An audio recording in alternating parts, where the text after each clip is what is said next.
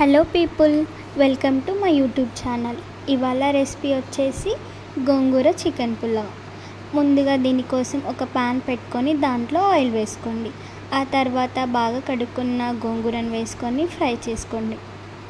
అది బాగా ఫ్రై అయ్యి దగ్గరికి వచ్చాక చల్లారినాక పేస్ట్ కోసం మిక్సీ పట్టుకొని పక్కన పెట్టుకోండి. ఆ తర్వాత మ్యారినేషన్ కోసం చికెన్ని బాగా కడుక్కొని దాంట్లో 4 స్పూన్ల కారం, 1 స్పూన్ అల్లం వెల్లుల్లి పేస్ట్, 1 స్పూన్ ఉప్పు, 1 స్పూన్ పసుపు, 1 స్పూన్ ధనియాల పొడి, 1 స్పూన్ గరం మసాలా వేసుకొని బాగా కలుపుకోండి. బాగా కలుపుకొని పక్కన పెట్టేసుకోండి. ఆ తర్వాత ఒక బాండీ తీసుకొని దాంట్లో 1 స్పూన్ నెయ్యి, కొంచెం ఆయిల్ వేసుకొని ఆ తర్వాత బగారా సామాన్ వేసుకొని ఫ్రై చేసుకోండి. దాంట్లోనే 4 పచ్చిమిర్చి ఇంకా తరిగిన ఉల్లిపాయలు వేసుకొని బాగా ఫ్రై చేసుకోండి. బాగా ఫ్రై అయ్యాక దాంట్లో కొంచెం పుదీనాకు వేసుకొని ఫ్రై చేసుకోండి. ఆ తర్వాత దాంట్లో చిటికెడు పసుపు ఇంకా అల్లం వెల్లుల్లి పేస్ట్ వేసుకొని ఫ్రై చేసుకోండి.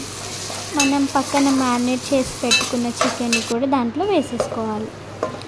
చికెన్ని వేసుకున్నాక బాగా కలుపుకొని కాసేపు ఫ్రై అయ్యేదాకా ఉంచండి. అలాగే ఆ తర్వాత మూత పెట్టేసుకోండి.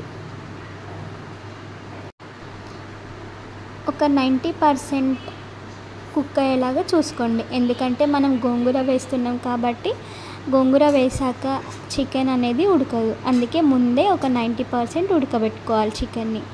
ఆ తర్వాత పక్కన పేస్ట్ చేసుకొని పెట్టుకున్న గోంగూరని దీంట్లో వేసేయండి. గోంగూరని వేసుకున్నాక బాగా కలుపుకోండి. రెండు మిక్స్ అయ్యేలా బాగా కలుపుకొని కాసేపు ఉడకబెట్టుకోండి. అలాగే బాగా ఉడికాక ఆ తర్వాత పక్కన నానబెట్టుకున్న బాస్మతి రైస్ని దీంట్లో వేయండి. 1 కప్పు బాస్మతి రైస్కి 1.5 కప్పు వాటర్ వేసుకోండి. ఆ తర్వాత బాగా మిక్స్ చేసుకోండి. ఫస్ట్ 10 మినిట్స్ హై ఫ్లేమ్లో కుక్ చేసుకోండి. ఆ తర్వాత స్లో ఫ్లేమ్లో కుక్ చేసుకోండి. బాగా ఉడికాక లాస్ట్లో కొత్తిమీరని యాడ్ చేసుకోండి.